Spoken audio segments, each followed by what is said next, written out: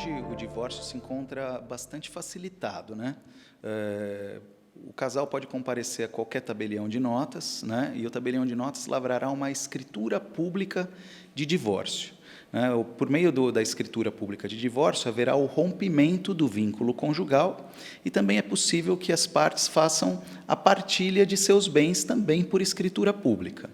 É importante ressaltar que, em caso de existência de filhos menores, questões como guarda e alimentos devem ser definidas perante o Poder Judiciário, né? Então, havendo filhos menores, existe essa necessidade.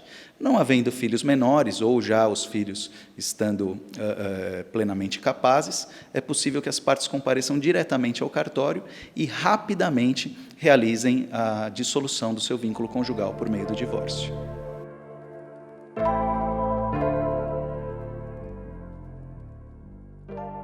O divórcio ele vai analisar o tipo de regime de bens escolhido para o casamento, né? Hoje nós temos 4 regimes de bens vigorando na legislação brasileira, que é a comunhão parcial de bens, a comunhão universal, a separação de bens e a participação final nos aquestos. Antes de se casar, as partes devem comparecer a um tabelião de notas e fazer um pacto antinupcial.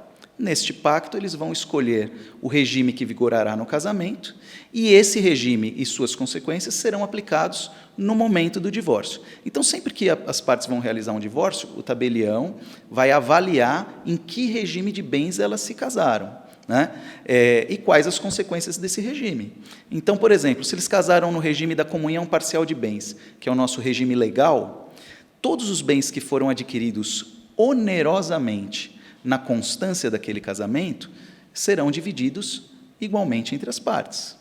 Se eles optaram, por exemplo, pelo regime da separação de bens, cada bem adquirido por cada um dos cônjuges permanecerá dentro do seu patrimônio exclusivo. É importante também salientar que o divórcio para a realização extrajudicial deva ser acompanhado por um advogado de confiança também das partes, que também ajudará no encaminhamento e na assessoria em relação às dúvidas que as partes possam ter em relação a esse ato. Olha, isso é muito importante a gente ressaltar e é um tema que requer bastante atenção. Quando as partes simplesmente seguem a sua vida, saem da casa uma da outra e não formalizam isso juridicamente, todas as regras oriundas do regime patrimonial entre os cônjuges ainda incidem, ainda vigoram perante elas. Então, se uma pessoa que segue a sua vida sozinha vai lá e adquire um novo patrimônio, e ele estava casado pelo regime da comunhão parcial, por exemplo, esse bem comunicará àquela pessoa que já não é mais o seu cônjuge.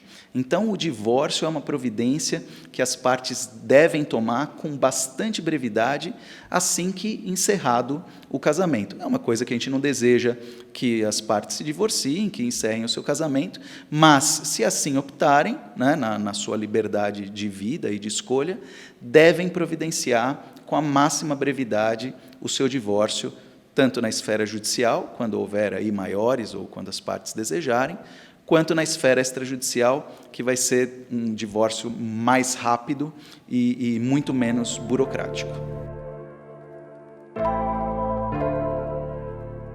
Eu diria que hoje um divórcio onde não existirem bens, né, apenas para as pessoas encerrarem a sua união, nós temos um divórcio muito barato, né? O valor de uma escritura de declaração, girando aí hoje em torno de R$500, né, para se divorciar, e com uma celeridade muito grande. Se as partes apresentarem a documentação exigida, a gente consegue fazer um divórcio hoje até no mesmo dia.